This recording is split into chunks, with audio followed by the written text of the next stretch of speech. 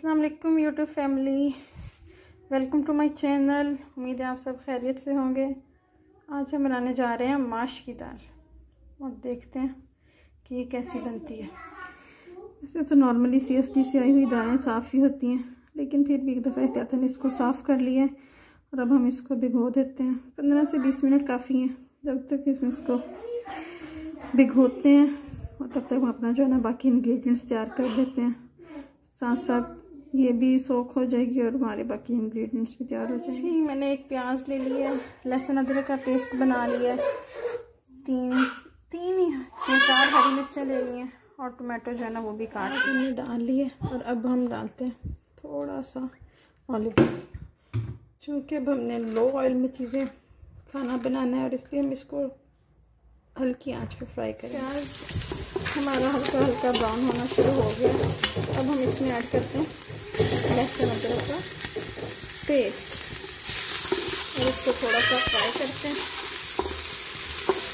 इतना ज़्यादा इसको कुक करने की ज़रूरत नहीं है। सारी सब्ज़ी को ज़्यादा ओवर कुक होने से इनकी जो अक्सर इनका टेस्ट है वो बिल्कुल ही ख़त्म हो जाता है। टमाटर भी हो गया।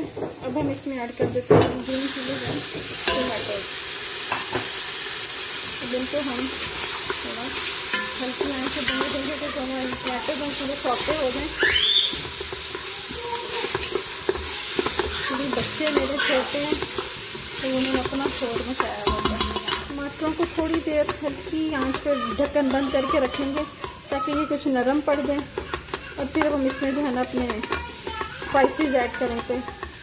रिक्वायर्ड स्पाइसेस ऐड करते हैं। कोरिएंडर, टर्मरिक,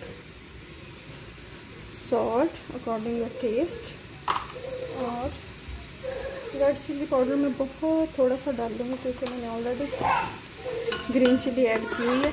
बाकी आप अपने टेस्ट के हिसाब से ऐड कर लें। मसाला जो है वो तकरीबन सॉटे हो गया। इसमें हाफ गिलास जो है पानी का ऐड कर देते हैं।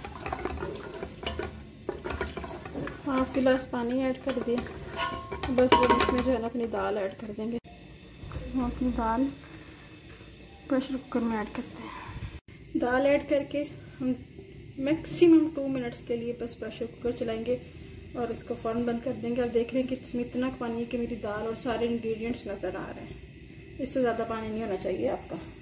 प्रेशर कुकर मैंने ओपन किया तो देखें दाल में जो पानी था वो ख़त्म हो गया है और वो खड़ी खड़ी सी बन गई है। अब ब्लैक पेपर और धनिया डाल के इसको सर्व करें। अगर आप देसी घी का तड़का लगाना चाहें, अगर पसंद करते हैं तो एंड पे वो भी लगा लें। My channel, thank you so much. Allah हाफिज़। अपना ख्याल रखिएगा।